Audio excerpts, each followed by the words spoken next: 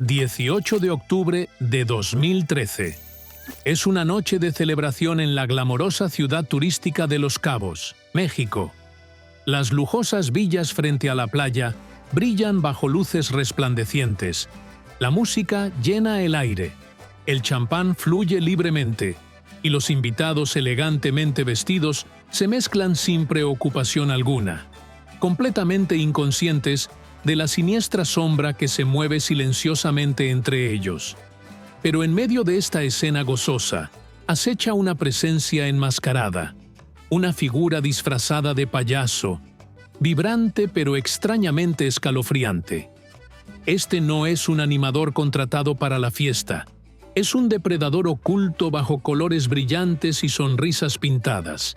Se mezcla sin esfuerzo en la celebración, acercándose a su objetivo desprevenido.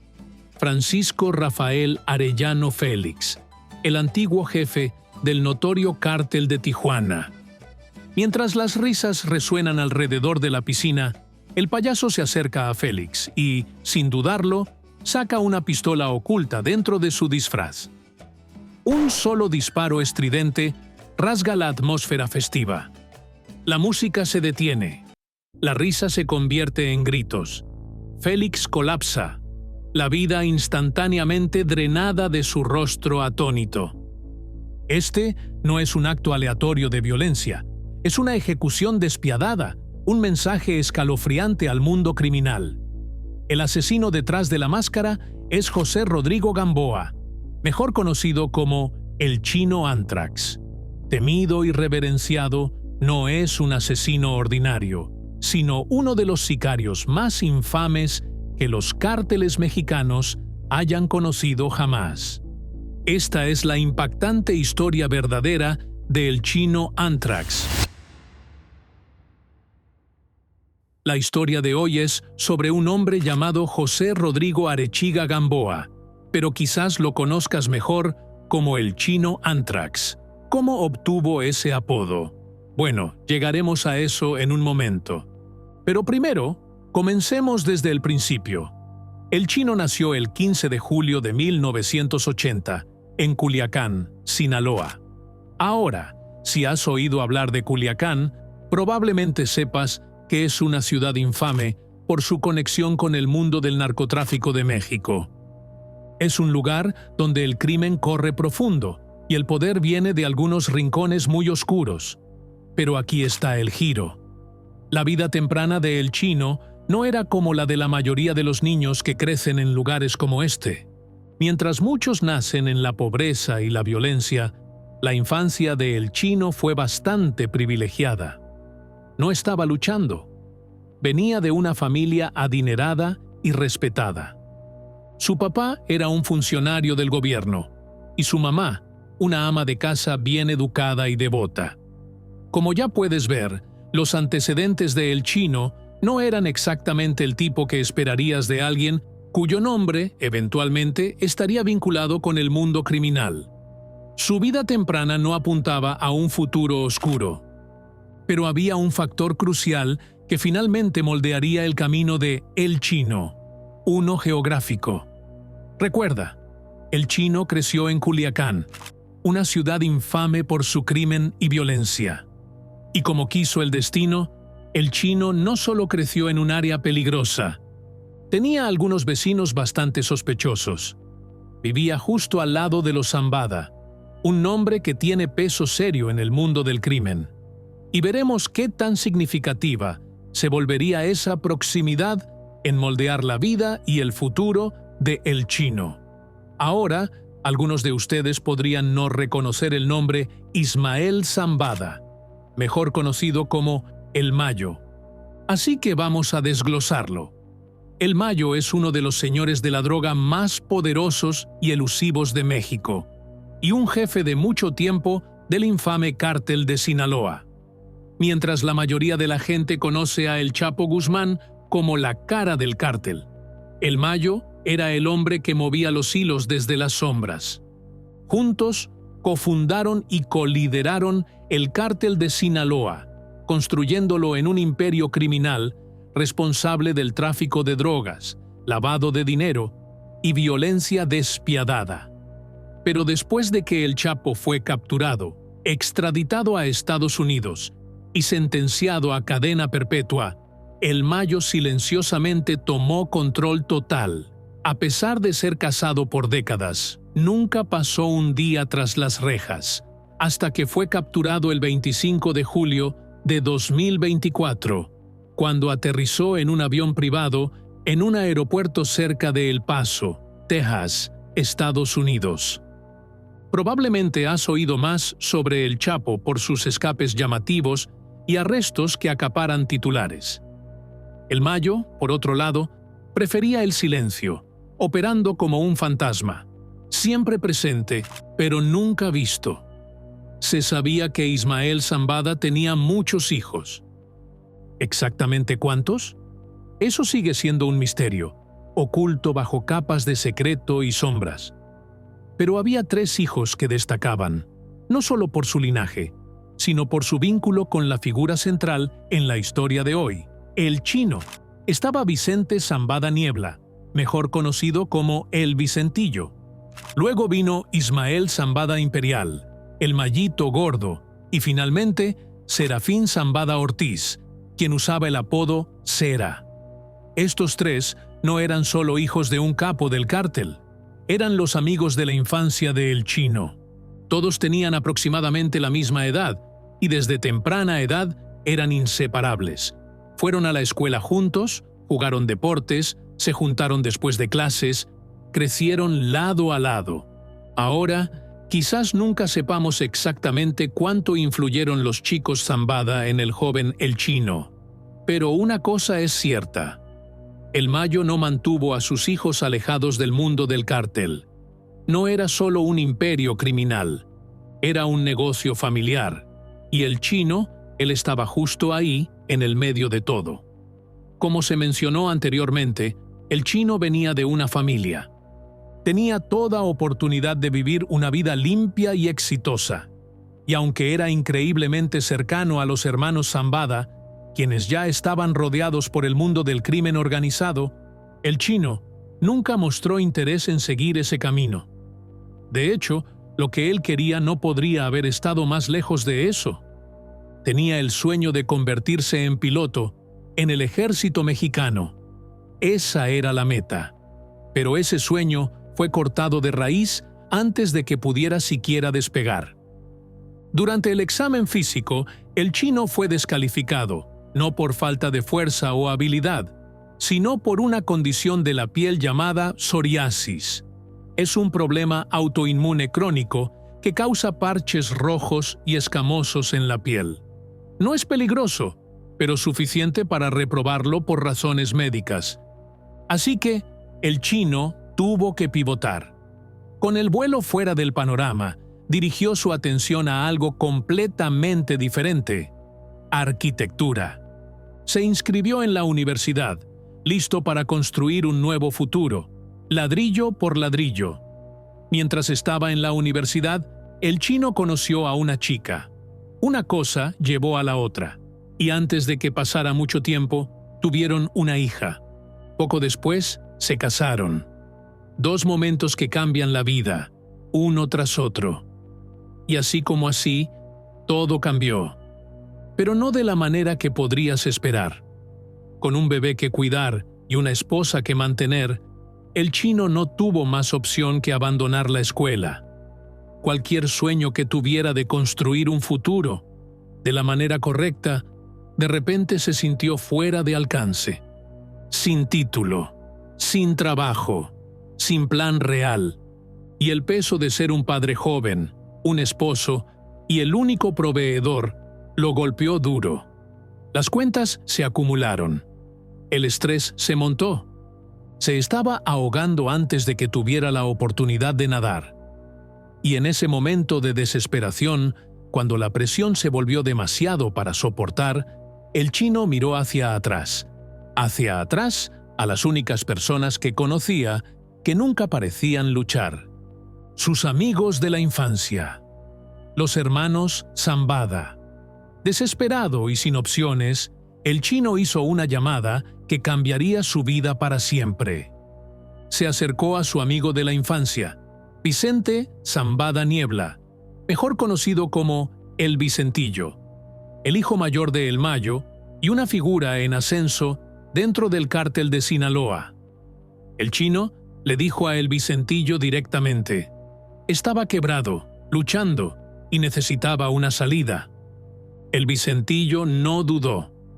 Este no era cualquier amigo. Este era el chino, el niño con el que creció. Así que lo ayudó de la única manera que sabía cómo, abriendo las puertas al negocio familiar, el cártel. Al principio, el chino comenzó desde abajo, pequeños encargos, conduciendo envíos, supervisando entregas de carga, el tipo de trabajo que no te da fama o fortuna, solo confianza. Y eso es exactamente lo que el chino ganó rápido. No solo se estaba presentando, estaba sobresaliendo, preciso, confiable, enfocado. No tomó mucho tiempo para que el Vicentillo se diera cuenta, y cuando lo hizo, tomó una decisión que jalaría a el chino aún más profundo en el submundo. Le dio su primer paso real en el comercio de drogas. Fue durante este tiempo que el verdadero talento de el chino comenzó a brillar. No con violencia, sino con cerebro. No era solo otro soldado de a pie en el juego. Era un estratega, una mente maestra. El chino se las arregló con un plan tan inteligente, tan perfecto, que incluso engañó a los ojos más vigilantes en la frontera. En lugar de pasar drogas de contrabando por caminos secundarios o túneles, jugó un juego diferente, uno que se veía completamente legal en la superficie. Construyó una red de negocios legítimos, compañías reales, camiones reales, papeleo real.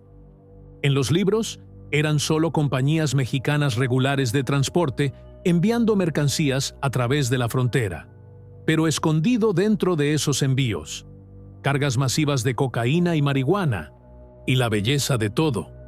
La patrulla fronteriza nunca sospechó nada. Camión tras camión rodó hacia Estados Unidos, cada uno viéndose limpio, cada uno completamente documentado.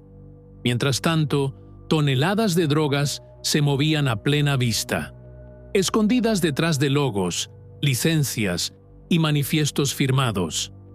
El chino no solo burló al sistema, hizo que el sistema trabajara para él. Gracias a su plan audaz y brillantemente ejecutado, el chino no solo ganó respeto, saltó rangos dentro del cártel de Sinaloa casi de la noche a la mañana. La palabra de su mente aguda y ambición sin miedo se extendió rápido, y no pasó mucho tiempo antes de que captara la atención del hombre en la mera cima. El Mayo Zambada mismo. El Mayo vio algo especial en el chino, una chispa, una crueldad, quizás incluso un reflejo de sí mismo. Y cuando el jefe se dio cuenta, todo cambió. De repente, el chino no era solo otro soldado en el cártel. Era alguien, pero con el poder vino la sangre. Mientras más profundo iba, más oscuras se volvían las cosas. La aprobación de El Mayo no era solo un cumplido, era una puerta a un mundo mucho más peligroso. Y el chino caminó directo a través de ella. Cualquier inocencia que le quedara, si es que alguna vez hubo alguna, comenzó a desvanecerse. Ya no solo estaba siguiendo órdenes, comenzó a elegir los trabajos más violentos, ofreciéndose voluntario para asesinatos, buscando las tareas más sangrientas, asesinatos, tortura. El chino no se inmutaba. Quizás la vida del cártel lo había cambiado, o quizás simplemente había revelado quién realmente era desde el principio.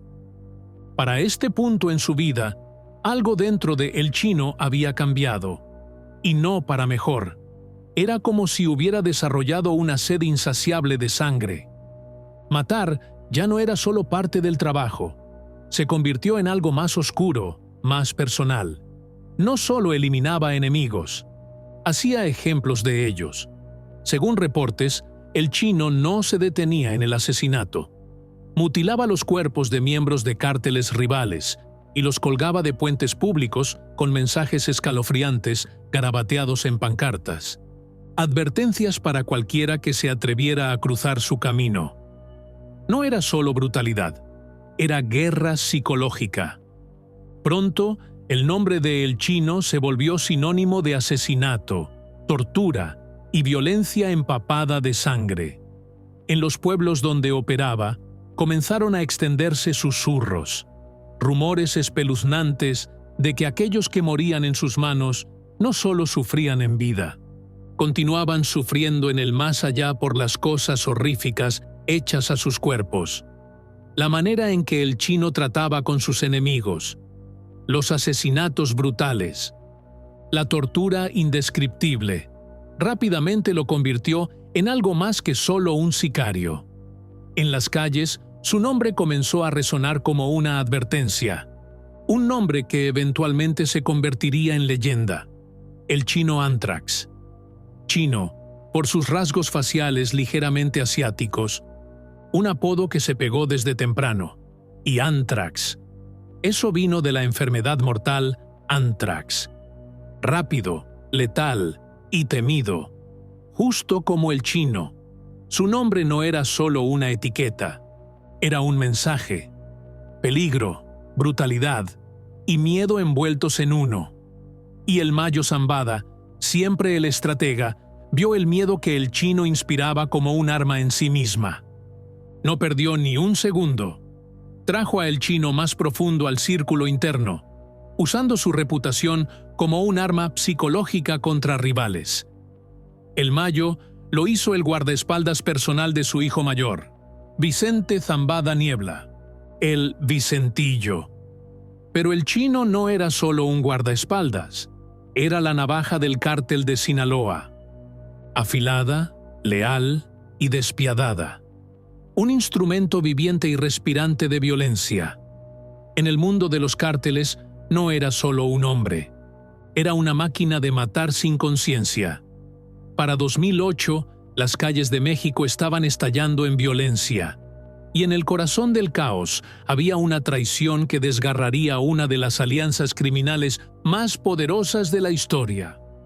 La organización Beltrán Leiva, una vez una facción clave dentro del cártel de Sinaloa, había declarado la guerra. Originalmente, los hermanos Beltrán Leiva eran aliados leales de Joaquín El Chapo Guzmán. Habían subido los rangos juntos, construido un imperio juntos. Pero todo cambió cuando Alfredo Beltrán Leiva fue capturado por el ejército mexicano. Los hermanos creyeron que el Chapo los había vendido, filtrado información a las autoridades. Lo que siguió fue una división brutal. Los Beltrán Leiva se separaron del cártel de Sinaloa, y la traición encendió una guerra violenta que se extendió por el norte y centro de México como un incendio forestal. Y mientras la disputa original era entre los Beltrán Leiva y el Chapo, el Mayo Zambada, el otro jefe mayor de Sinaloa, se encontró en el medio de todo después del arresto de El Chapo. De repente, el Mayo y sus hijos se convirtieron en objetivos principales. Necesitaban protección seria. ¿Y quién mejor para tomar ese papel que una figura confiable y peligrosa ya cercana a la familia? El chino Anthrax. Pero el chino no solo iba a quedar separado como guardaespaldas. El Mayo tenía planes más grandes.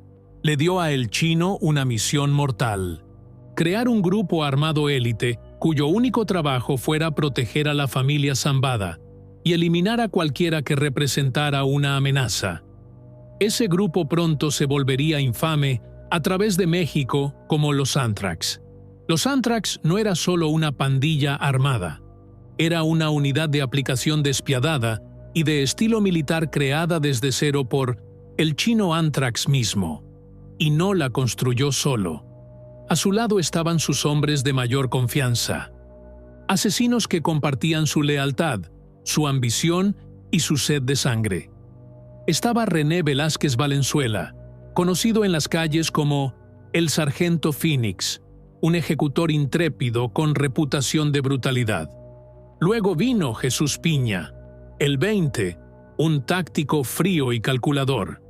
Y finalmente, Rafael Guadalupe Félix Núñez, quien se hacía llamar Chanito Anthrax, tan vicioso y leal como pueden ser. Juntos, formaron el núcleo de los Anthrax, una hermandad forjada en violencia y derramamiento de sangre. Cada miembro llevaba un anillo de calavera plateada, símbolo de su lealtad y un recordatorio escalofriante de lo que representaban: la muerte. El grupo tenía dos misiones principales. Primero, y ante todo, proteger a la familia Zambada a toda costa. Cualquiera que amenazara a El Mayo o a sus hijos acababa de firmar su sentencia de muerte. Segundo, desatar el caos sobre sus enemigos. Ya fuera la organización Beltrán Leiva, cárteles rivales o traidores internos, los Anthrax libraron una guerra despiadada contra cualquiera que se atreviera a interponerse en su camino. No eran solo soldados, eran verdugos. En los años que siguieron, el chino Anthrax, al frente de los Anthrax, se transformó en algo así como una leyenda, un monstruo nacido de sangre y poder. Bajo su comando, los Anthrax arrasaron Sinaloa como una tormenta. Cada vez que se enfrentaban con el cártel de los Beltrán Leiva, no era solo un tiroteo. Era una zona de guerra, con cuerpos de ambos lados, y a veces civiles inocentes atrapados en el fuego cruzado. Luego llegó junio de 2010, un punto de inflexión brutal. Estalló un gran tiroteo con los Beltrán Leiva, y el Pancho Anthrax, una figura clave en el cártel de Sinaloa y comandante principal dentro de los Anthrax, fue asesinado. Su muerte envió ondas de choque a través de la organización. Para el año siguiente, la violencia se había descontrolado tanto que incluso las autoridades mexicanas intervinieron, no solo para investigar, sino para derribar a ambas facciones. Capturaron a 3 miembros de los Anthrax, pero en lugar de juicios o tiempo en prisión, los hombres fueron brutalmente torturados para obtener información y luego asesinados, sin progreso, sin paz, solo más sangre. Al finalizar 2011, el chino sufrió otro golpe importante. Su lugarteniente de confianza, Francisco Arce Rubio, mejor conocido como Pancho Arce, fue abatido a tiros mientras jugaba un partido de fútbol indoor. Un escuadrón de sicarios de un cártel rival irrumpió en el edificio, abrió fuego y dejó varios miembros de Sinaloa y Anthrax muertos en el césped. Pancho nunca logró salir. Fue entonces cuando algo cambió en el chino. Un hombre conocido por ser despiadado, por nunca retroceder. De repente, sintió miedo. Esto ya no se trataba de orgullo. Esto era supervivencia. Así que hizo algo inusual. Fue a ver a El Mayo, le pidió ayuda.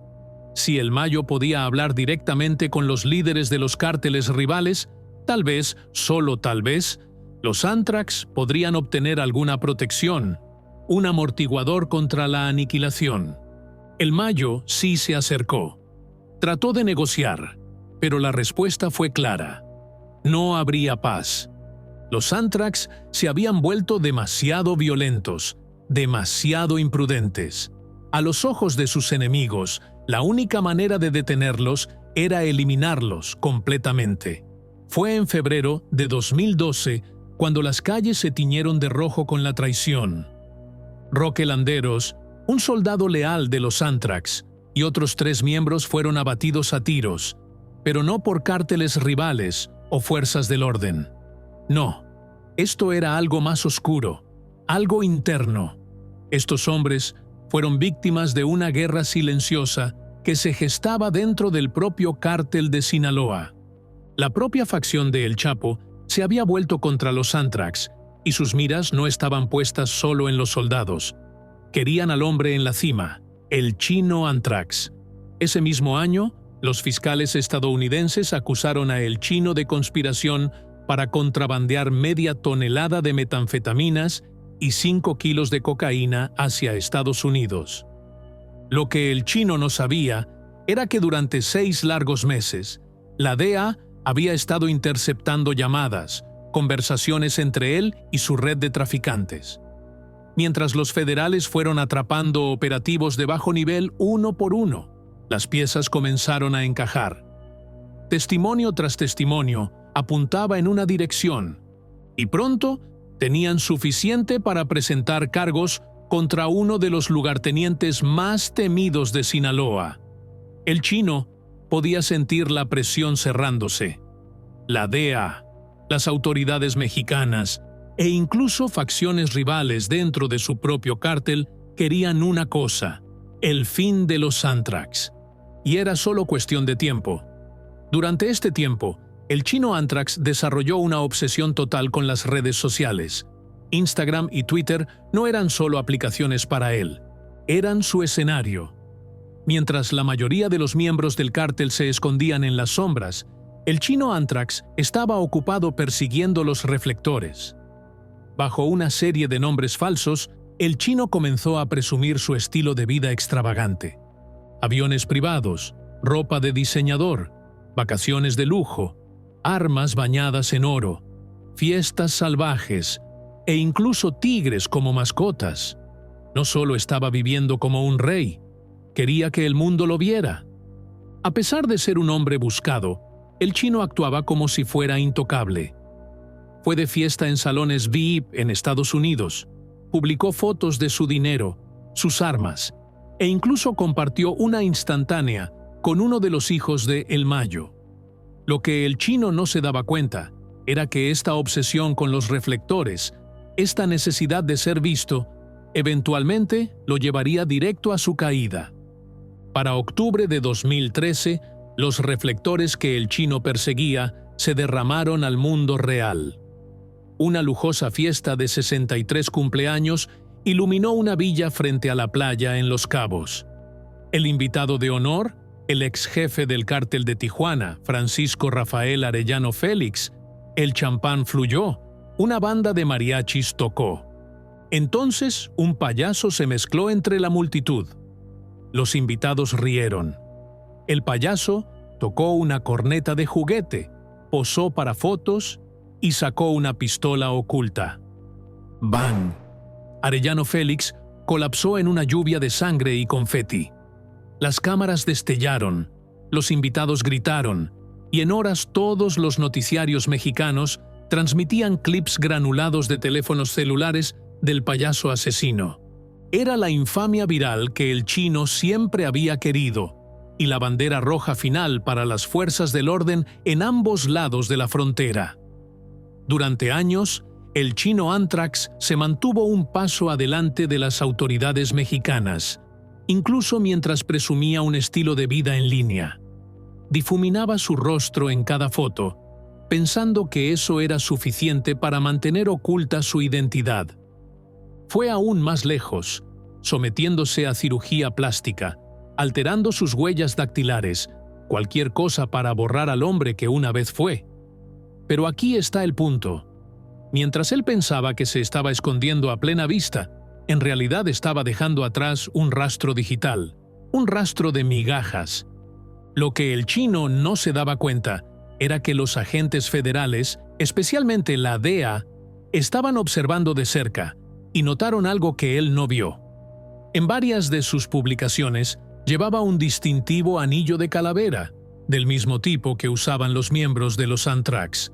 Ese pequeño detalle fue todo lo que se necesitó para confirmar la conexión. Una vez que la DEA se enfocó en sus perfiles de redes sociales, no había manera de escapar de ellos. Era Nochevieja de 2013, cuando el chino Anthrax abordó un vuelo de México a los Países Bajos. ¿Su destino? El aeropuerto Schiphol de Ámsterdam. Pero lo que no sabía era que la DEA ya estaba un paso adelante. Habían rastreado su vuelo y alertado a las autoridades holandesas. Todos los ojos ahora buscaban una cosa: un hombre mexicano, usando un llamativo anillo de calavera. Efectivamente, cuando el avión aterrizó, lo encontraron. El chino fue arrestado en el acto.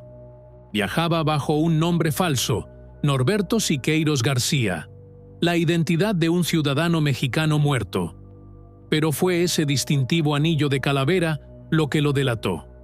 El chino fue arrojado a una prisión de máxima seguridad en los Países Bajos, pero Estados Unidos no iba a permitir que se quedara allí por mucho tiempo. Querían su extradición y tenían una larga lista de cargos por tráfico de drogas esperándolo. Entonces vino el giro.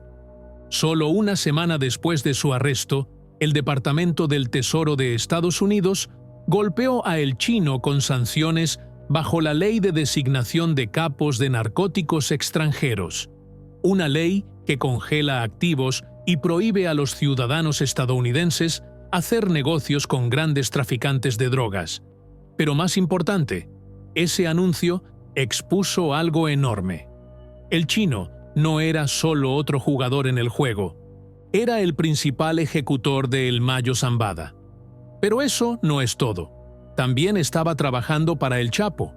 Eso significaba que el chino estaba corriendo con ambos jefes del cártel de Sinaloa, una posición rara y arriesgada que podría haber alimentado la infame tensión entre los dos señores de la droga.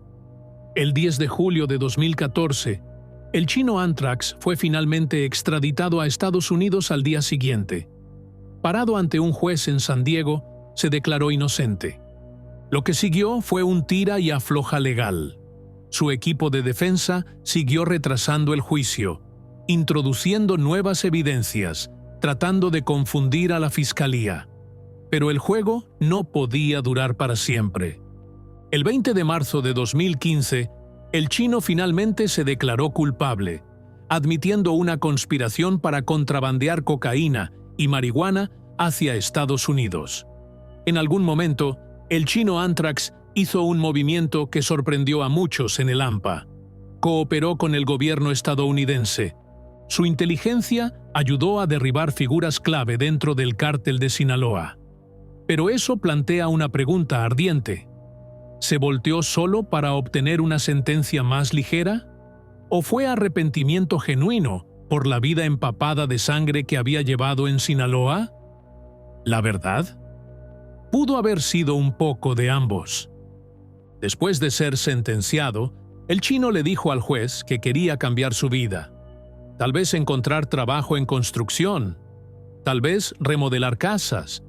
Sonaba como un hombre listo para una segunda oportunidad, pero seamos realistas. También era claro que su cooperación le valió un dulce trato.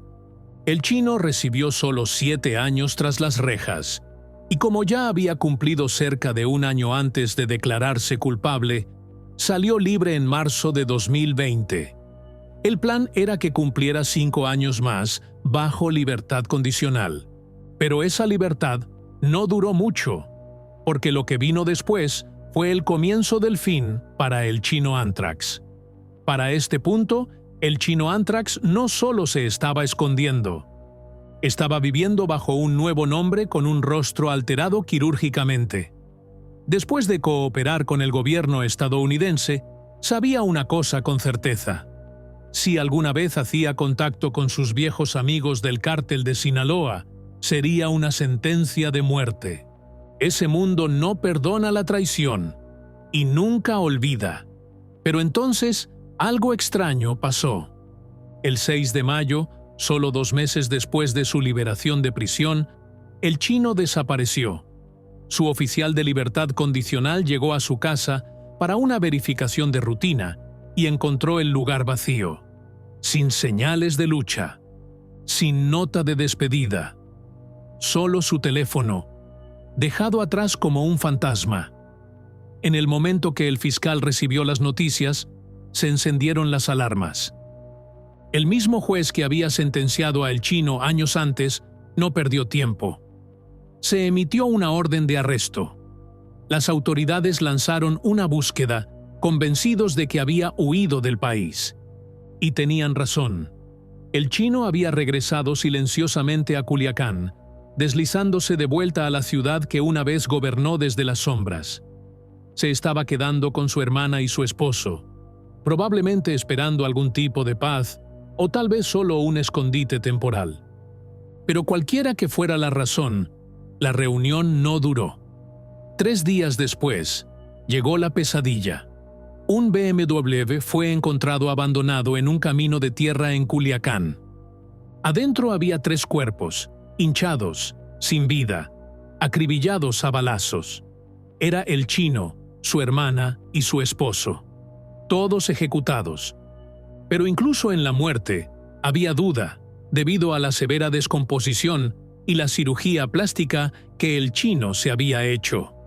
Los investigadores no podían confirmar que realmente fuera él. Y en el mundo de los narcos, fingir tu muerte es casi una tradición. Así que las autoridades recurrieron a la única fuente que podía darles la verdad: su familia. Y después de la sombría tarea de identificación, fue confirmado. Era el chino Anthrax. La gran pregunta es, ¿el chino Anthrax huyó voluntariamente a México solo para ser cazado por su propia gente?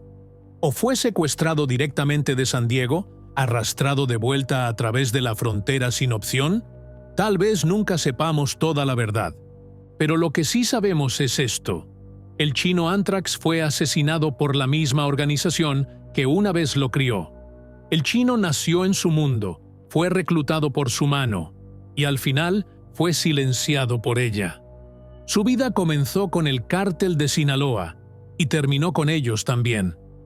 Un círculo completo, brutal, implacable y empapado en la misma violencia que una vez desató como líder de los Anthrax. ¿Esta fue la vida que eligió? ¿O tal vez la vida que lo eligió a él? Y eso nos lleva al final de nuestra historia. Si la disfrutaron, no olviden dar like, suscribirse al canal y activar la campanita de notificaciones. Gracias por ver. Nos vemos en el próximo video.